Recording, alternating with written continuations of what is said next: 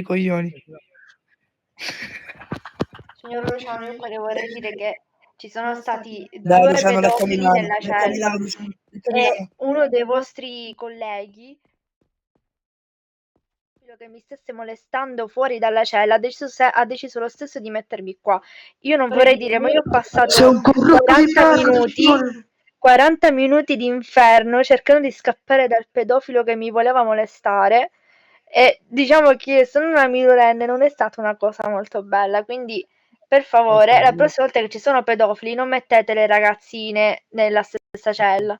Grazie. Adesso dopo le mando un mio superiore e fa No, sei un pezzo di merda, Luciano, sei un finocchio.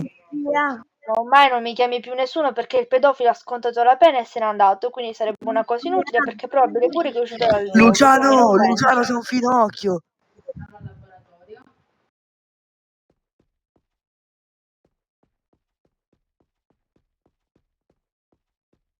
No, fanculo sbirro.